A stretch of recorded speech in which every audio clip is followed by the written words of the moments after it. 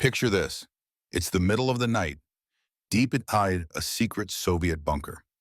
Alarms are blaring, red lights are flashing, and one man is staring at a computer screen that says 5 nuclear missiles are heading straight for the Soviet Union. He's got minutes, maybe less, to decide whether to report it and trigger a full-scale nuclear retaliation, or to do nothing and risk being wrong. This isn't a movie scene. This actually happened. And the craziest part? The man in charge decided not to believe the computers. Yeah, he ignored a system designed to detect nuclear attacks, and by doing that, he might have saved the entire planet. His name was Stanislav Petrov, and on one September night in 1983, he was the only thing standing between Earth and nuclear war. So what really happened inside that bunker? How did one officer go against everything he was trained to do and turn out to be right? And just how close did we actually come to total destruction? Let's rewind the clock to the night the world almost ended and meet the man who stopped it. It's past midnight, September 26, 1983. Inside a top-secret Soviet command bunker just outside Moscow, the air is thick with tension, the kind you can almost feel pressing against your chest. Rows of giant computers hum softly. Cigarette smoke floats under the harsh fluorescent lights. A handful of officers sit in silence, watching radar screens that could decide the fate of the entire planet. And then, an alarm shatters the quiet. Red lights start flashing. Sirens begin to scream. The main screen lights up with one chilling word: launch.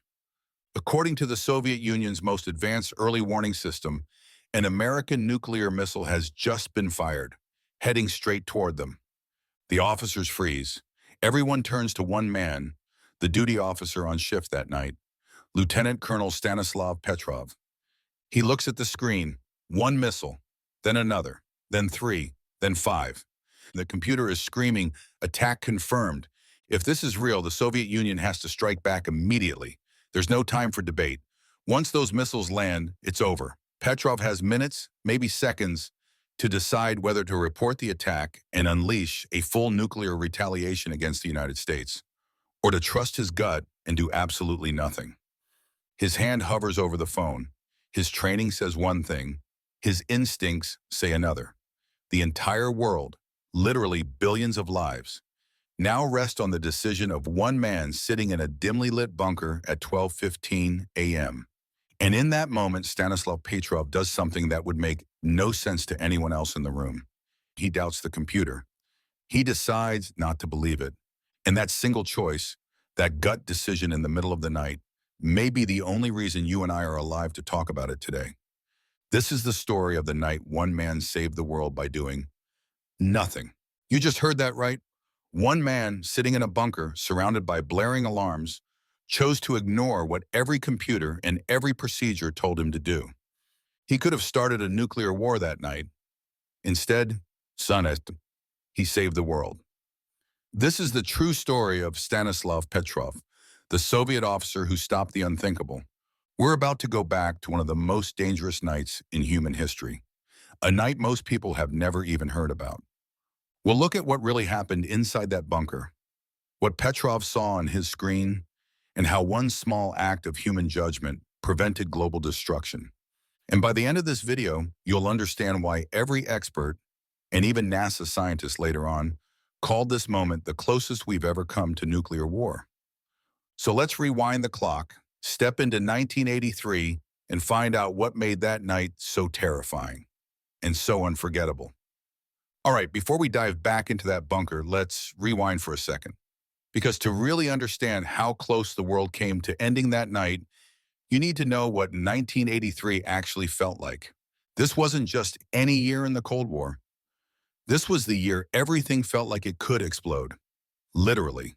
The United States and the Soviet Union were locked in what was basically a nonstop staring contest. Except instead of eye contact, they had thousands of nuclear missiles pointed at each other. Just months before that night, U.S. President Ronald Reagan had called the Soviet Union an evil empire. The Soviets, of course, didn't take that lightly. Both sides were paranoid, suspicious, and constantly running military exercises to test how fast they could strike back if the other side attacked first. And here's where it gets really tense. That same year, a Korean passenger jet, Flight KAL-007, was accidentally shot down by the Soviet military after it drifted into their airspace. Almost 300 innocent people were killed. The world was furious, and the Soviets were embarrassed and on edge. They were convinced the West might be plotting revenge. So imagine living in that kind of pressure cooker. Every radar blip, every test missile, every weird satellite reading, it could all be the start of World War III. Nobody trusted anybody. Behind closed doors, both sides had built complex systems designed to detect nuclear launches in seconds. The idea was that if one country fired missiles, the other would instantly detect them and launch back before the bombs even landed. It sounds insane now, but that was the logic. If both sides could destroy each other instantly, then no one would dare to start a war. They called it mutually assured destruction. Basically, if you go, I go. But here's the terrifying part. That entire balance, the peace of the world, depended on computers working perfectly. And as we know now, computers make mistakes. By late 1983, the Soviets were upgrading their early warning system with new satellites called OCO. It was supposed to be the crown jewel of their defense. High-tech eyes in the sky that could spot American missiles the moment they launched.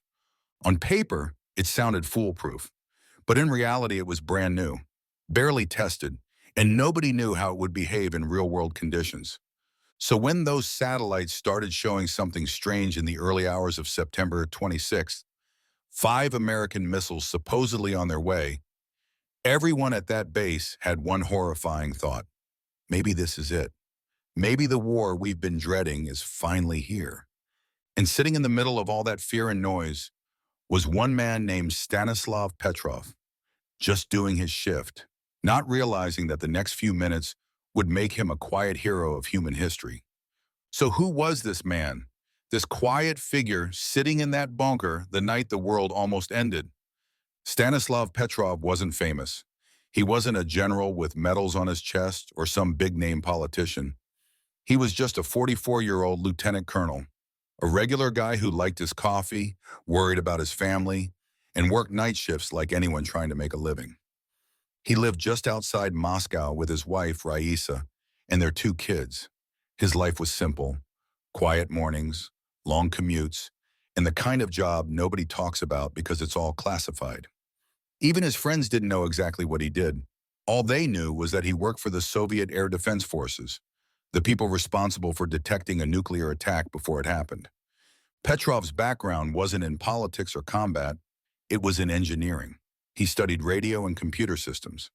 He was logical, precise, and calm.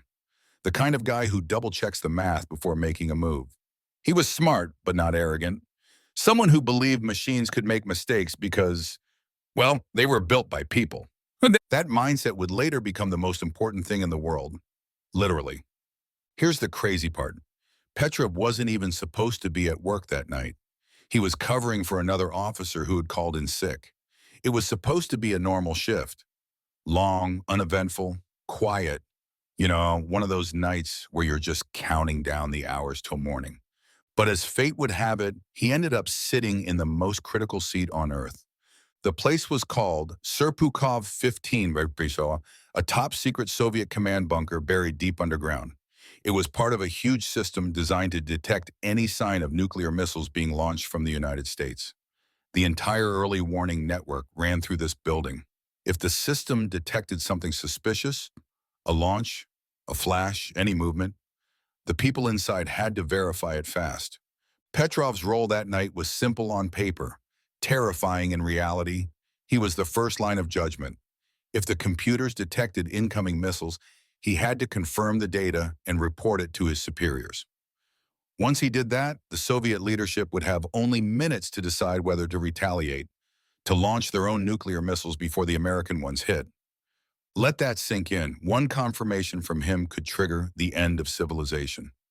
Now imagine being in his position. You're sitting in this massive, dimly lit control room, surrounded by blinking lights and humming machines. The air smells like stale coffee and stress. You know the system you're monitoring isn't perfect. It's brand new, still being tested. You've seen it glitch before, and yet, if something shows up on that screen, you can't just ignore it. Billions of lives could depend on what you do next. Petrov had always been a little skeptical of those computers. He trusted logic more than blinking red lights. He knew that technology, no matter how advanced, could never fully replace human judgment. That small bit of doubt, that voice in the back of his head, would soon make all the difference. Later in life, Petrov would say, "I was just doing my job." But if you listen carefully, what he really meant was this. He did what he thought was right, not what he was told to do. He didn't see himself as a hero. He didn't even tell his wife about what happened for years. To him, it was just another night at work. But the truth is that ordinary night shift was about to become one of the most extraordinary moments in human history. And it all started just after midnight, when the first alarm went off. It was just after midnight, September 26, 1983, inside the Serpukhov 15 command bunker. Everything was quiet, the kind of heavy silence that comes from routine. Screens flickering, officers half asleep at their posts, the low hum of machines filling the air. Petrov sat at his desk, sipping what was probably lukewarm coffee, checking systems, and noting down data. Just another long night. And then, the silence was shattered. A deafening alarm ripped through the bunker, lights flashing, sirens screaming. On the big screen in front of Petrov, one word appeared in bold red letters. Launch detected. The room froze. Officers stared at the screen, then at Petrov, the man in charge. According to the system, an American nuclear missile had just been launched and was heading straight toward the Soviet Union. Petrov's heart must have been pounding. He knew what that meant. If it was real, in less than 20 minutes, a nuclear explosion would hit Soviet soil. The protocol was clear. Confirm the detection and report it immediately to the higher command. They would then order a counterattack, thousands of missiles ready to launch at the United States in retaliation. But Petrov hesitated. Something didn't feel right. He stared at the glowing screen. One missile? Just one? That didn't make sense. If the U.S. was going to launch a nuclear strike, it wouldn't be with a single missile. It would be hundreds, all at once. That was the logic of mutually assured destruction. You hit first, and you hit hard. Not with one, but with everything you've got. Still, the computers insisted, launch detected. Then, another alert, a second missile, then a third, then a fourth, then a fifth.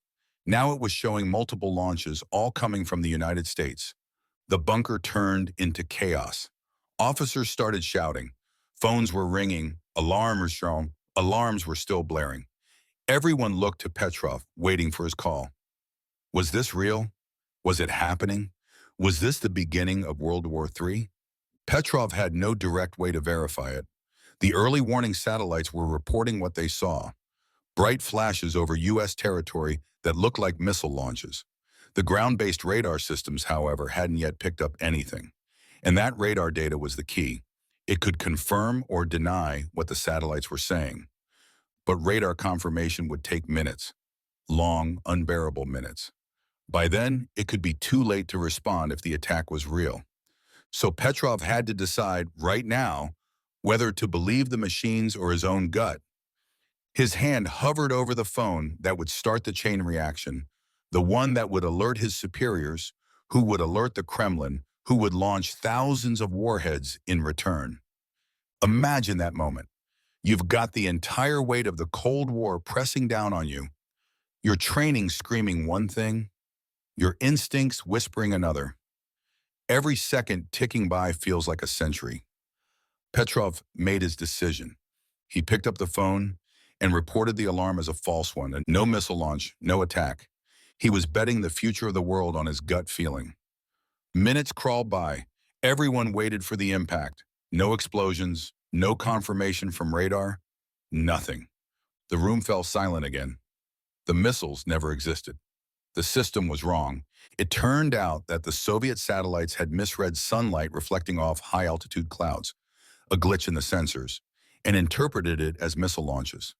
If Petrov had followed protocol, The Soviet Union would have almost certainly launched a full-scale nuclear retaliation against the United States, and the U.S., seeing that, would have fired back.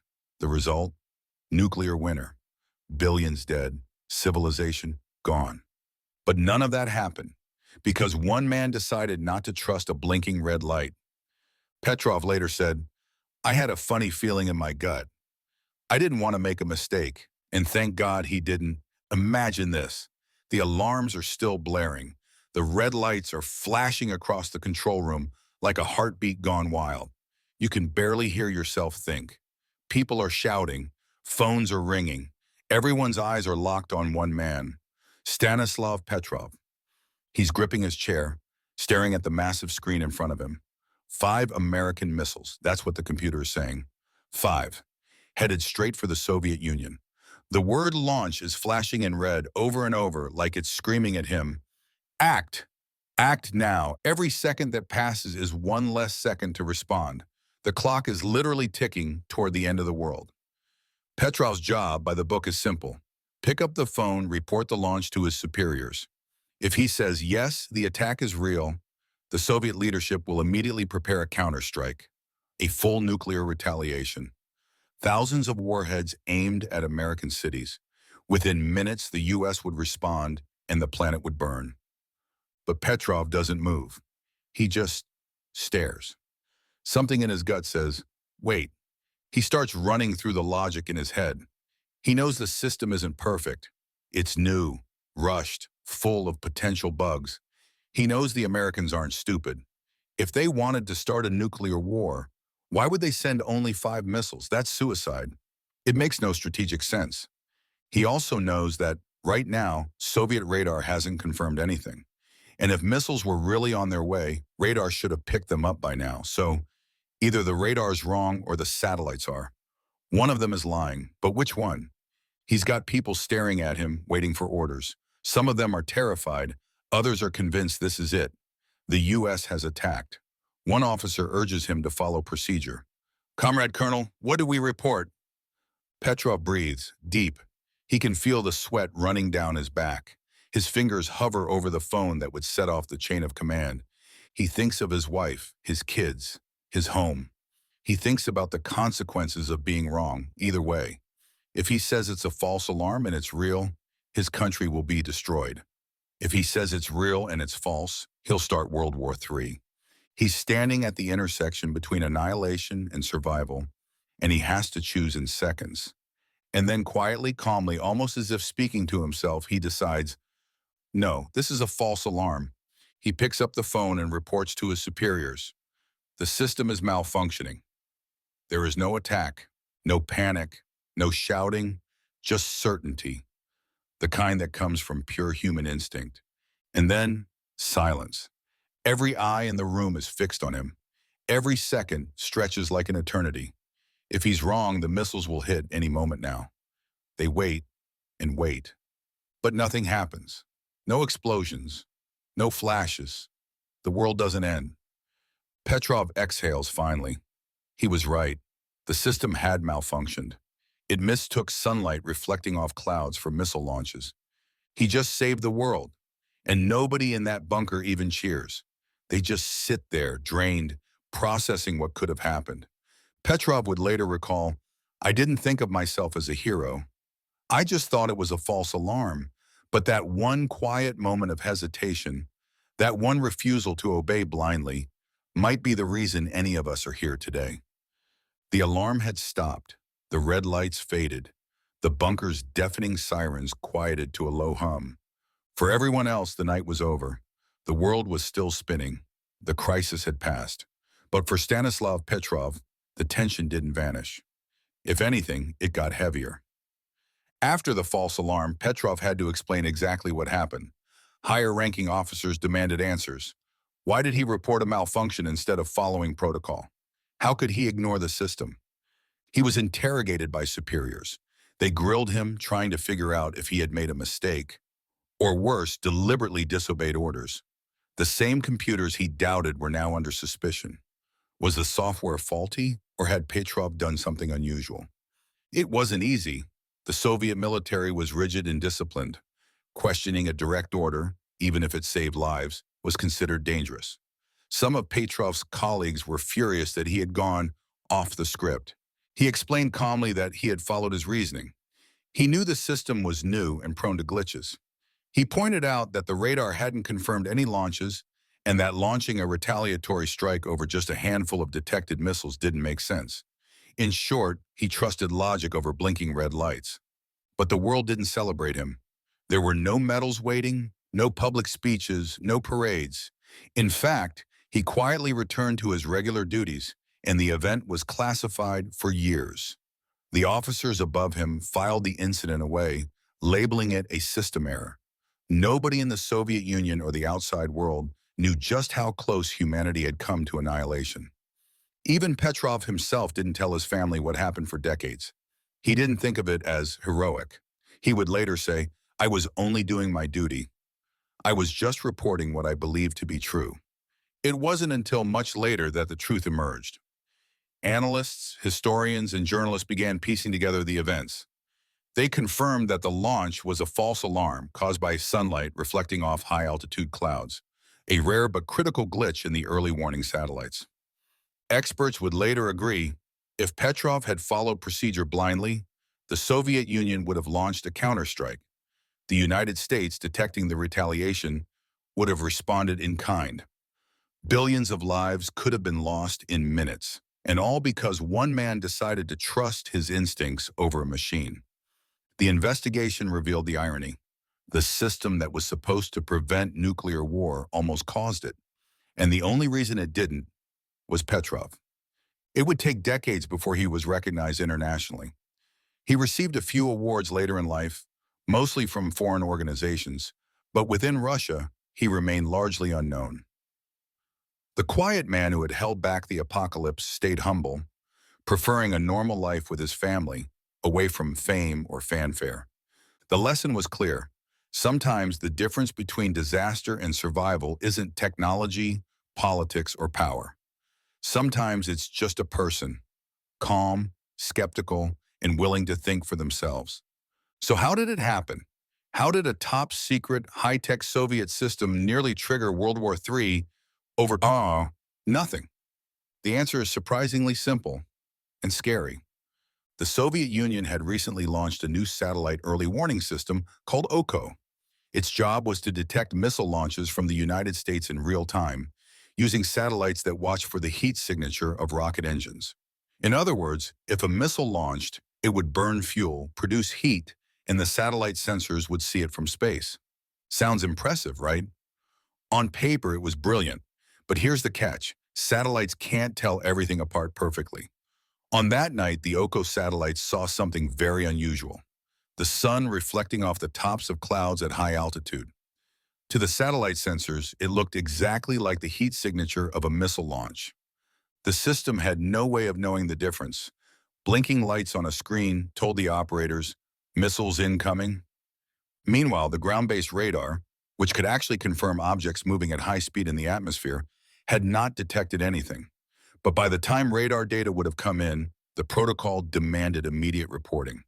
That's where Petrov's human judgment came in. Think of it like this.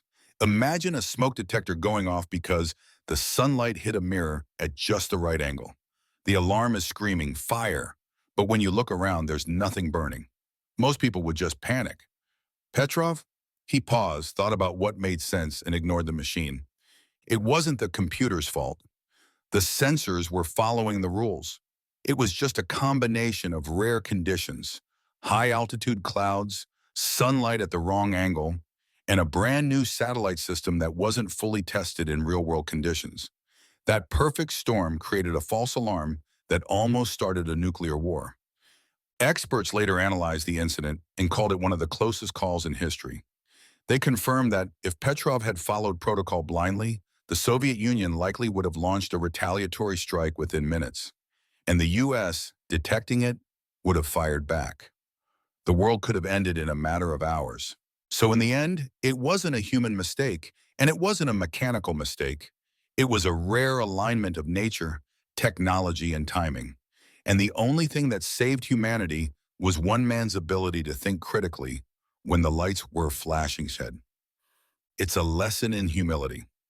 No matter how advanced our technology gets, there's still one variable no machine can replicate: human judgment. So, what happened after that night? Did the world know it had been saved by a single man sitting in a bunker? Not at first. For years, Petrov's role was a secret, buried deep in classified Soviet files. He didn't get medals, parades, or headlines. In fact, for a long time, most of the world didn't even know he existed. But slowly, the truth began to emerge. International journalists, historians, and nuclear experts pieced together the story. They realized that the false alarm was a glitch, and that Petrov's decision to trust his instincts had prevented a nuclear catastrophe. Scientists, military analysts, and even NASA experts later called that night one of the closest the world had ever come to full-scale nuclear war. Billions of lives had depended on a single human judgment. Petrov, true to his nature, remained humble. He said things like, "I was only doing my duty. Anyone in my place would have done the same." But the reality is, almost no one else would have stopped to question the blinking red lights. Almost no one else had the courage, the calm, and the critical thinking to pause when everyone else was panicking. His story teaches us something timeless. In a world that often relies too much on technology, on rules, on machines, there is still one factor that can make the difference between disaster and survival: human judgment. And that's why Stanislav Petrov's name deserves to be remembered. Not because he wanted fame or recognition, but because one ordinary man sitting quietly in a dark bunker made an extraordinary choice, a choice that saved the world. Today, when we think about the dangers of nuclear weapons, the limits of technology, or even the importance of critical thinking in our own lives, we can look back at September 26, 1983, and remember that sometimes all it takes is one clear mind, one calm heart, and one split-second decision to change the course of history. Petrov passed away in 2017 at 77, quietly leaving the world a little safer than he found it. And maybe that's the most powerful legacy of all, that the greatest heroes aren't always the ones in the spotlight. Sometimes they're just ordinary people who do the right thing when it matters most. So what does the story of Stanislav Petrov mean for us today? At first glance, it's a story about Cold War satellites and nuclear missiles, something far removed from our everyday lives. But the deeper lesson is surprisingly universal. It's about the power of human judgment, critical thinking, and courage under pressure. Even in a world dominated by technology, algorithms, and rules, there's still one thing no machine can replace: a clear, calm mind. Petrov reminds us that decisions matter. Sometimes the most important choice isn't the easiest or the one everyone expects you to make. Sometimes it's the one that requires pausing, questioning, and trusting your instincts, even when the whole system is screaming at you to act differently. In today's world, we face challenges that aren't nuclear missiles, but they can be just as high stakes in our own lives. Whether it's making tough decisions at work, speaking up when something doesn't feel right, or questioning information we're told to accept blindly.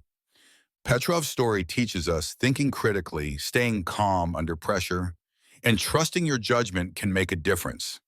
Sometimes on a global scale, sometimes just in the lives of people around you. And here's the quiet truth: heroes don't always wear medals or get headlines. Sometimes heroes are ordinary people who do the right thing when it counts the most. So next time you face a choice that matters, big or small, remember Stanislav Petrov. Remember that a single, thoughtful decision can change everything. And maybe, just maybe, that's the lesson that matters most of all.